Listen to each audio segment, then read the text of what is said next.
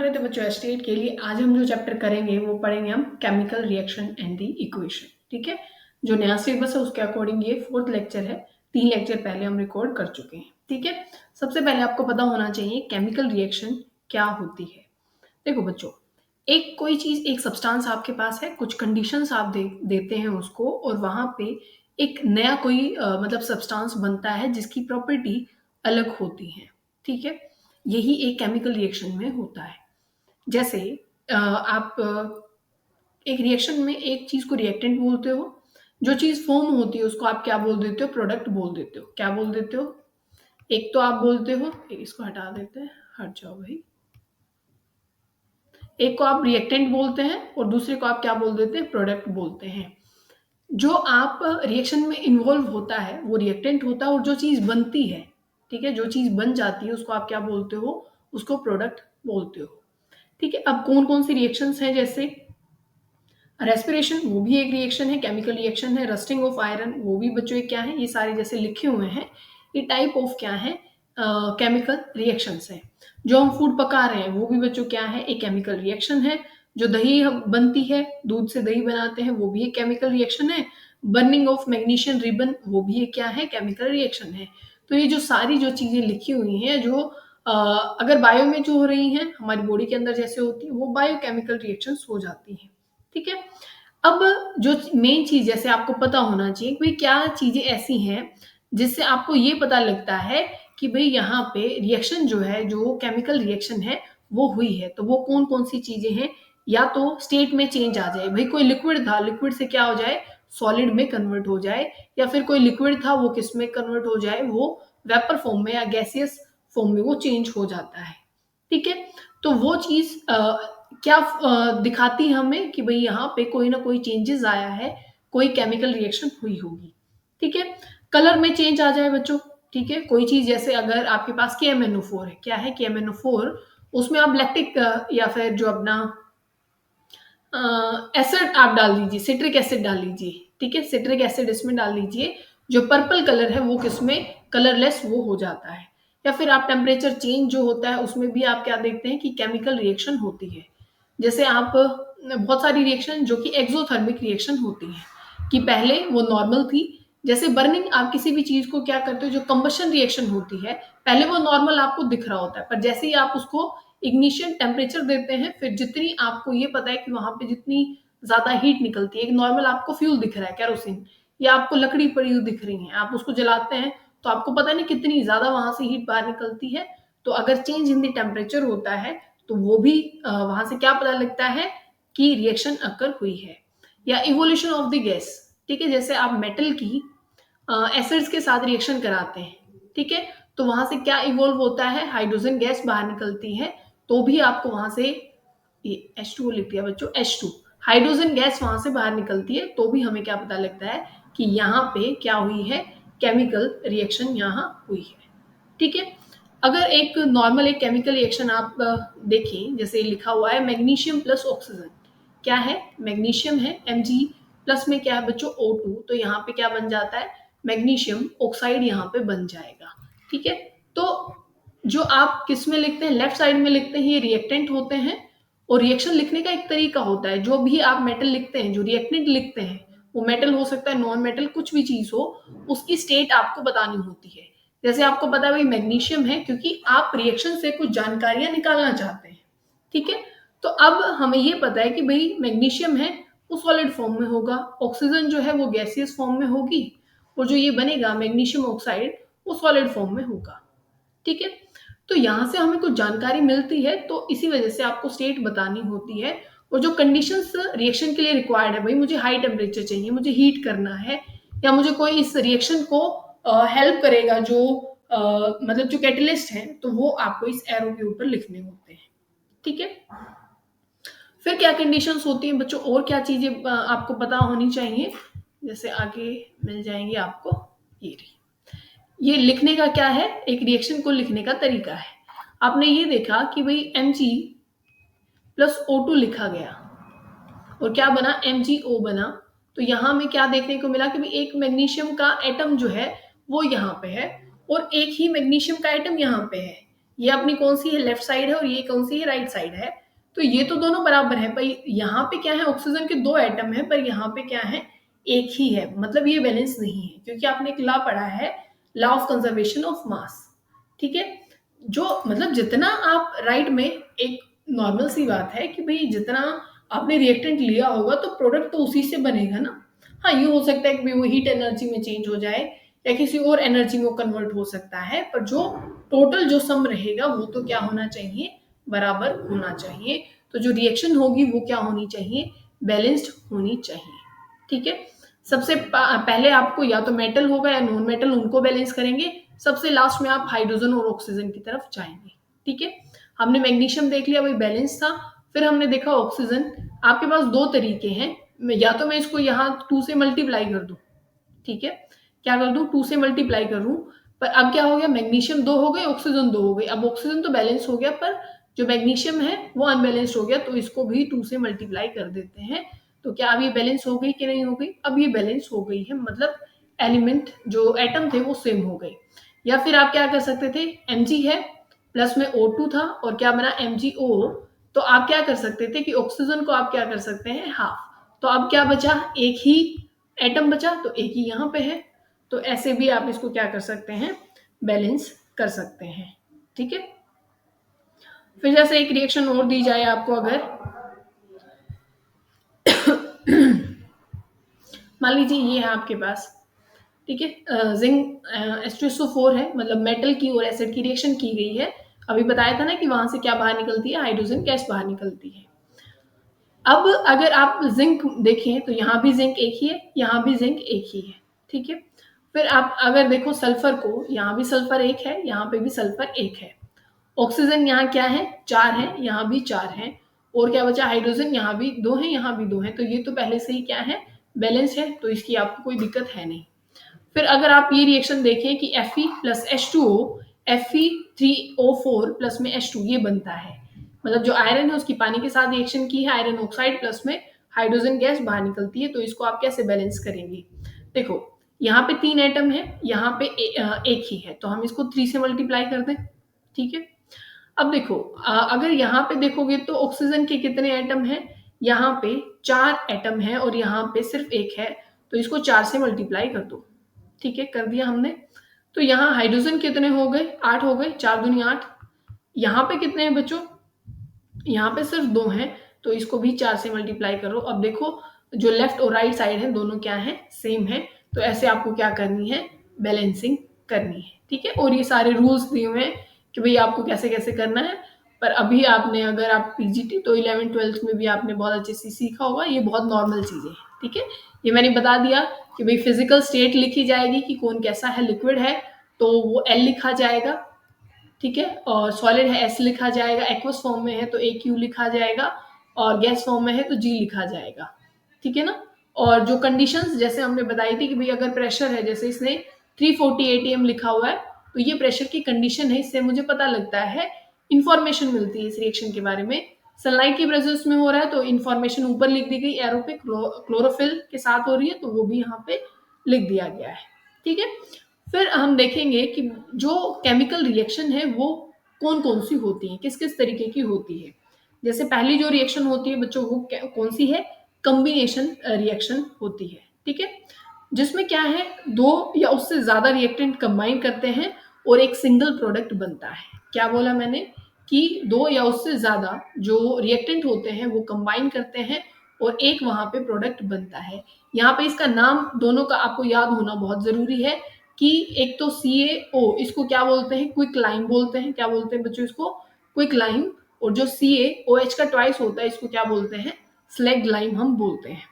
ठीक है ना, अगर आप में स्लैग लाइम में अगर आप क्या डाल देते हैं, CO2 डाल देते हैं, तो ये CaCO3 बन जाता है, जिसको आप लाइमस्टोन बोलते हो। क्या बोलते हो, लाइमस्टोन। ठीक है, जैसे पहले जो सफेदी हुआ करती थी ना, उसमें ये डाल दिया, ये होता था। और जैसे ही वो CO2 के साथ, जैसे इनिशियली आप तब पुट्टी करते हैं या फिर जो ये सफेदी होती थी ना, तो वो ज्यादा वाइट नहीं लगती थी। ठीक है, इनिशियली मतलब जैसे ही वो कर रहा है, पर कुछ समय बाद देखोगे तो आपको बहुत प्रॉपर वाइट दिखाई देती है। उसका कारण क्या है बच्चों, पहले वो कैल्शियम क्या होता है, हाइड्रोक्साइड होता है, फिर जैसे ही वो क्योंकि इन्वायरमेंट में तो CO2 है ना, तो उसके साथ रिएक्ट करता है, तो कैल्शियम कार्बोनेट बन जाता है, जो प्रॉपर किस तरीके का होता है, व्हाइट का होता है। ठीक है ना। फिर और रिएक्शन भी है, जैसे आप मान लो एक जनरल ही आपको रिएक्शन लिखनी है, ये पेन पता नहीं बच्चों कहाँ गायब हो जाता है। ठीक है, जैसे ये है बर्निंग ऑफ कोल जो है, अब मेरा पेन फिर से गायब है। ठीक है, ये नीचे गया हुआ है। ये रिएक्शन जो अभी अभी मैंने लिखी है। ठीक है, जैसे ये लिखा, calcium carbonate is formed after 2 to 3 days of the white washing give a shiny finish to the walls. ठीक है, अभी जो मैंने बात बताई आपको कि इनिशियली आपको बिल्कुल व्हाइट नहीं दिखाई देगा, क्योंकि वो जो सफेदी हुआ करती थी, जो पुट्टी में आपको दिखाई देगा वो ये होता है, जो कि इतना व्हाइट आपको शाइनिंग में नहीं मिलेगा। ठीक है, बर्निंग ऑफ कोल में C+O2, जहां से क्या मिल जाता है आपको, CO2 गैस वहां से बाहर निकलेगी। H2+O2 यहाँ क्या बन जाता है, H2O बन जाता है। बर्निंग ऑफ नेचुरल गैस आप किसको बोलते हैं, CH4 प्लस में O2, ये क्या है, कंबशन ही हो रहा है और कंबाइन भी हो रहा है, CO2 प्लस H2 यहाँ से बाहर निकल जाती है।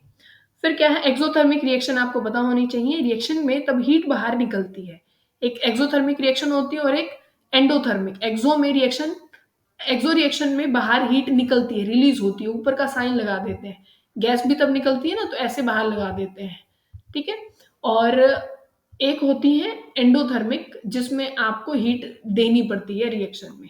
ठीक है, जैसे बर्निंग ऑफ क्या बोला मैंने, नेचुरल गैस, एक्सोथर्मिक रिएक्शन है। या फिर जो रेस्पिरेशन जो रिएक्शन होती है बच्चों, हमारी बॉडी में जो रेस्पिरेशन चल रहा है, वो भी क्या है, एक एक्सोथर्मिक रिएक्शन है, क्योंकि जो ग्लूकोज ब्रेक डाउन हो रहा है। ठीक है, आप ये लिख सकते हैं कि C6H12O6 प्लस में ऑक्सीजन, और यहां से क्या बन जाता है, CO2 बाहर निकल जाती है, पानी बाहर निकलता है और एनर्जी भी होती है, तभी तो एनर्जी मिलती है ना, ATP बनती है इसी प्रोसेस में। तो ये भी एक एक्सोथर्मिक रिएक्शन होती है। फिर क्या है, जो ये लिखी हुई यहाँ पे, ये देखो, ये रहा। ठीक है, तो ये भी आपको ध्यान रखना है। फिर कौन सी रिएक्शन है, डीकम्पोजिशन रिएक्शन। कौन सी, डीकम्पोजिशन रिएक्शन। इसमें आप क्या करते हैं, इसमें चीजें ब्रेक डाउन हो जाती हैं। अब डीकम्पोजिशन, थर्मल डीकम्पोजिशन हो सकती है, इलेक्ट्रोलिटिक डीकम्पोजिशन हो सकती है, या फिर फोटोलिटिक डीकम्पोजिशन हो सकती है। एक तो क्या मैंने बोला, थर्मल डीकम्पोजिशन होगी। अभी जो सबसे मेन रिएक्शन है बच्चों, वो आपको याद रखनी है, बहुत बार पूछी गई है, ये पूछी गई है, ये वाली रिएक्शन FeSO4 है। आप क्या करते हैं, उसको हीटअप करते हैं, मतलब ब्रेक डाउन कर रहे हैं, और ये थर्मल डीकम्पोजिशन हो रही है बच्चों। कैसी हो रही है, थर्मल डीकम्पोजिशन। इसमें Fe2O3 बना, SO2 बना, प्लस में क्या बना है, SO3 यहाँ पे बना है।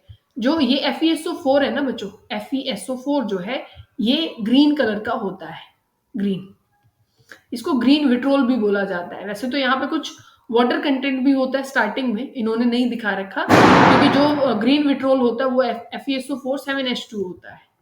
FeSO4 7H2 यहाँ पे लिखा होगा, एक मिनट, ये रहा, FeSO4 7H2।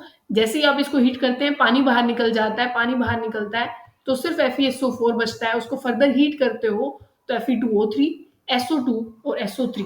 तो आपसे ये रिएक्शन कंप्लीट करने में, मतलब आपसे पूछा जाता है कि भाई यहाँ पे क्या क्या जो चेंजेस हैं वो यहाँ पे हो रहे हैं। ठीक है, तो ये चीजें आपको पता होनी चाहिए।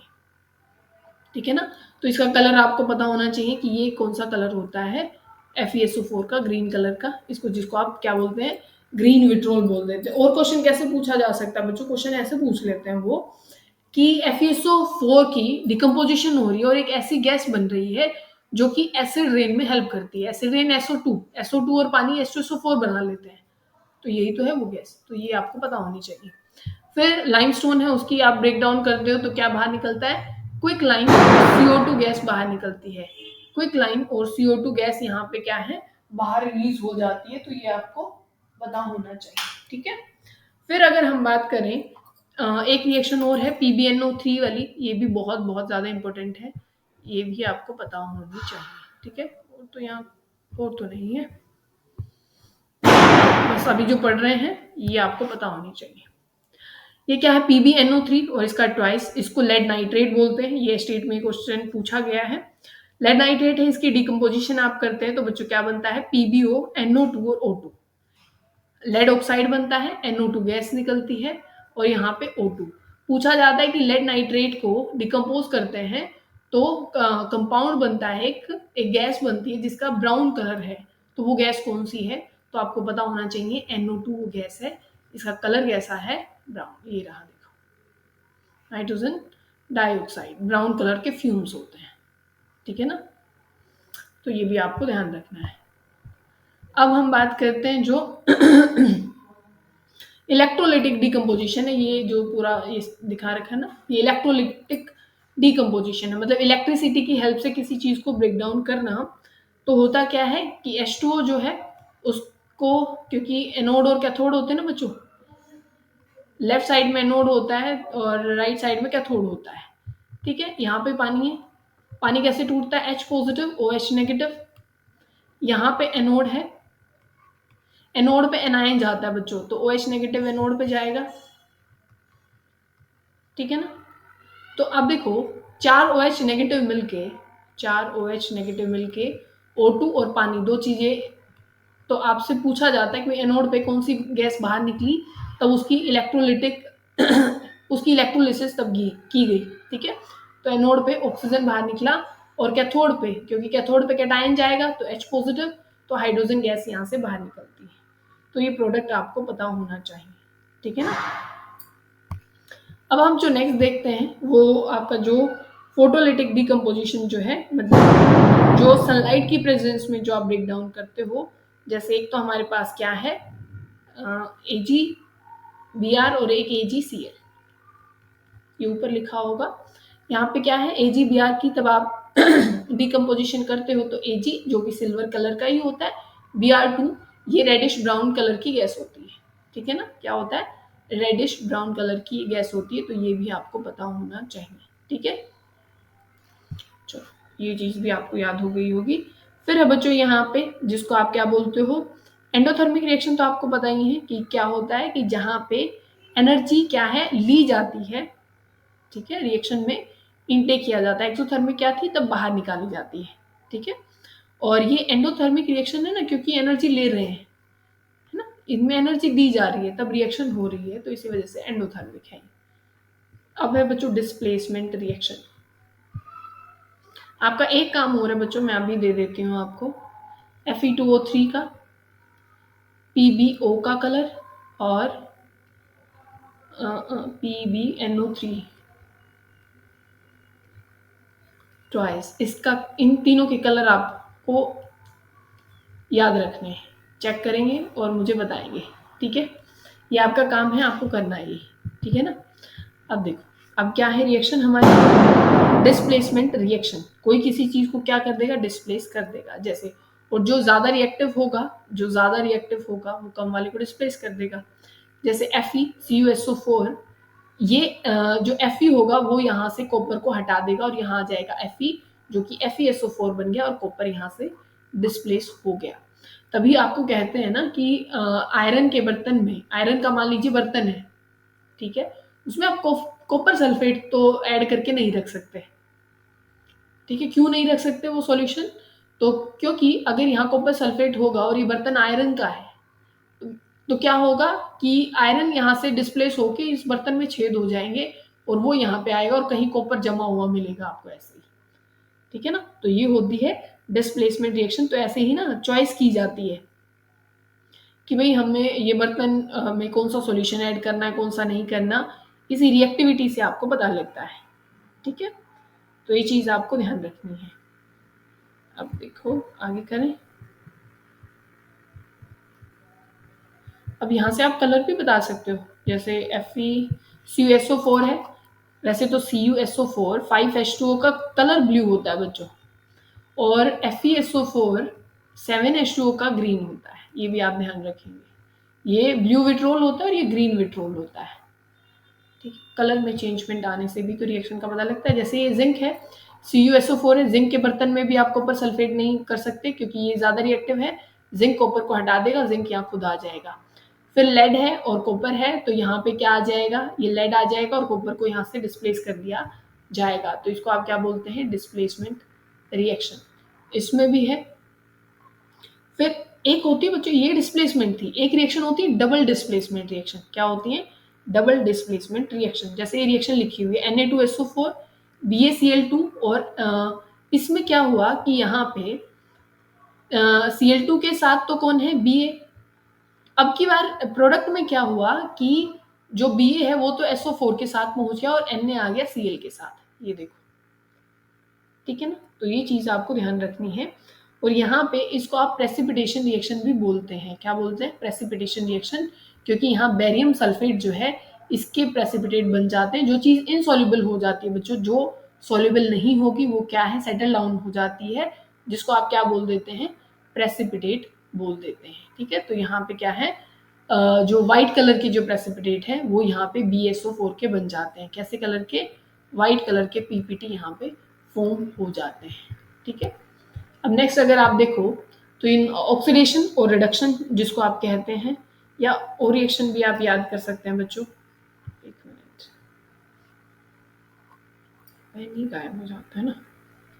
जैसे KI है, एक अभी अब मैंने बोला था ना, जैसे KI है प्लस में PbNO3 और इसका ट्वाइस, यहाँ पे क्या बन जाता है, PbI बन जाएगा और प्लस में KNO3। ठीक है, PbI2 ये येलो PPT बनाता है बच्चों। कैसा? येलो PPT बनाता है।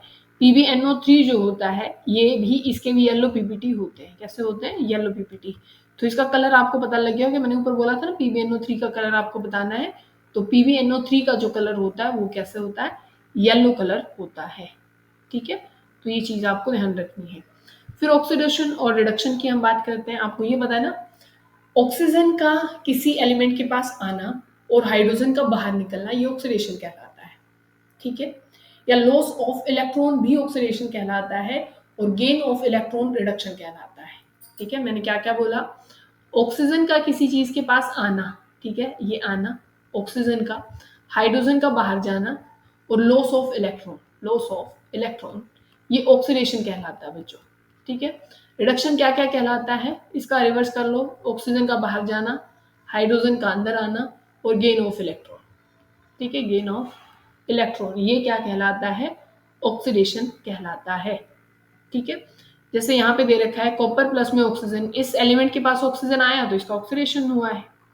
ठीक है ना, तो ये चीज भी आपको ध्यान रखनी है। रिडक्शन क्या है, जैसे कॉपर ऑक्साइड था, हाइड्रोजन आपने हीट किया, यहाँ से कॉपर के पास से ऑक्सीजन चला गया और ये H2O बन गया। तो इसका तो क्या हो गया बच्चों, इसका, इस कॉपर के पास से ऑक्सीजन चला गया है तो इसका तो रिडक्शन हो गया और H2 का क्या हो गया, ऑक्सीडेशन। तो उन दोनों को कंबाइन करके ऑक्सीडेशन प्लस रिडक्शन रेडॉक्स बोला जाता है। क्या बोला जाता है, रेडॉक्स। ये रिडक्शन से और ये ऑक्सीडेशन से, तो एक रिएक्शन रेडॉक्स की फॉर्म में आपको दिखाई देती है। ठीक है, अब एक चीज और आपको बता देते हैं कि एक ऑक्सीडाइजिंग एजेंट होता है और एक रिड्यूसिंग एजेंट होता है। रिड्यूसिंग एजेंट जो दूसरे का क्या कराने वाला बच्चों, रिडक्शन कराने वाला है, खुद का नहीं।